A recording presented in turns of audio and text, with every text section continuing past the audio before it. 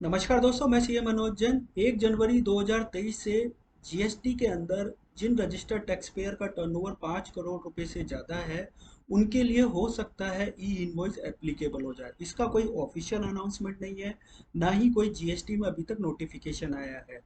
GST network ने जो अपने टेक्नोलॉजी प्रोवाइडर है, उनको बोला है कि आपको दिसंबर एंड तक इंक्रीज कैपेसिटी को हैंडल करने के लिए अपने पोर्टल को रेडी करना है, जीएसटी पोर्टल को रेडी करना है। इस स्टेटमेंट के बेसिस पर ये अजम्पशन लगाई जा रही है कि 1 जनवरी 2023 से हो सकता है जीएसटी रजिस्टर्ड टैक्स पेयर जिनका टर्नओवर किसी भी प्रीवियस फाइनेंशियल ईयर में 5 करोड़ रुपए से ज़्यादा है, उनके ऊपर ई इनवॉइस एप्लीकेबल हो जाए।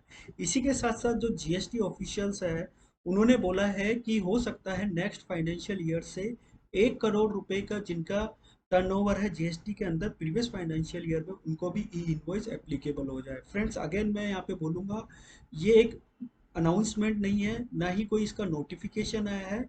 ये एक ऑफिशियल्स है जिन्होंने एक स्टेटमेंट दिया है।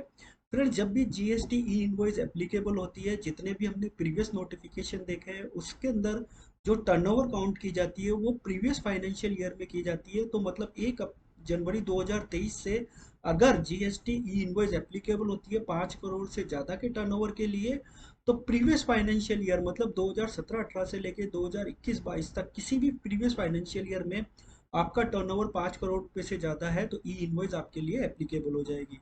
फ्रेंड्स, जो ये एग्रीगेट टर्नओवर होता है, इसमें टैक्सेबल सप्लाई के साथ साथ exempt supply, export of goods और सर्विसेज, डीम्ड सप्लाई को भी इंक्लूड किया जाता है। फ्रेंड्स, यहाँ ध्यान देने वाली बात यह है कि एग्जाम सप्लाई को एग्रीगेट टर्नओवर की डेफिनेशन में इंक्लूड किया जाता है, लेकिन जब आप एग्जाम सप्लाई के लिए चाहे वो बी टू बी हो या बी टू सी कोई इन्वॉइस इशू करते हैं, तो एक्चुअल में वो बिल ऑफ सप्लाई होती है। उस केस में ई इन्वॉइस जनरेट करने की आपको रिक्वायरमेंट नहीं है। इसी तरीके से अगर आप अनरजिस्टर्ड सब रेसिपिएंट को सप्लाई कर रहे हैं या कोई एडवांस रिसीव्ड हो रहा है, एडवांस एडजस्टमेंट हो रहा है या मूवमेंट हो रहा है गुड्स का डिलीवरी चालान में, तब भी आपको ई इनवॉइस जनरेट करने का रिक्वायरमेंट नहीं है। प्रोसेस क्या होता है कि आपको एक आईआरएन रेफरेंस नंबर लेना होता है जो 64 डिजिट यूनिक नंबर होता है, और ये कौन देगा? ये आईआरपी पोर्टल देता है। अगर आप ई इनवॉइस एप्लीकेबल हो और ये आईआरपी नंबर नहीं लेते हैं, तो जो आपकी इनवॉइस है वो equivalent to not valid invoice के इक्विवेलेंट मानी जाएगी। ये आईआरपी जो नंबर है, ये हमको आईआरपी इनवॉइस रजिस्ट्रेशन पोर्टल से मिलता है, जिसका लिंक ये है e-invoice1.gost.gov.in।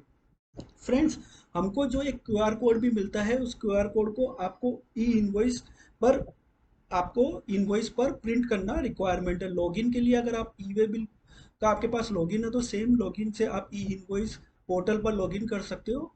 इसी प्रकार से जनरेशन की बात करें तो हमको दो टूल मिलते हैं। एक तो ऑफलाइन टूल मिलता है जिससे आप जेसन जनरेट कर सकते हैं और उसको ई इनवॉइस पोर्टल पर अपलोड कर सकते हैं। और अगर अल्टरनेटिव जाए तो एएसपी, जीएसपी या ईआरपी जो इंटीग्रेटेड करके देते हैं आपके ईआरपी को डायरेक्टली ई इनवॉइस पोर्टल से। तो फ्रेंड्स, ये था। आप 1 जनवरी 2023 से अगर आपका टर्नओवर किसी भी प्रीवियस फाइनेंशियल ईयर में 5 करोड़ से ज़्यादा है, तो आप अपने सिस्टम को जो है वो रेडी कर लीजिए, क्योंकि ई इनवॉइस एप्लीकेबल होगा और उसमें सारा सिस्टम प्रोसेस जो है आपका चेंज हो जाता है। तो वीडियो अगर अच्छा लगा हो तो वीडियो को लाइक, शेयर एंड सब्सक्राइब कीजिए। टिल देन, जय हिंद, जय भारत, धन्यवाद।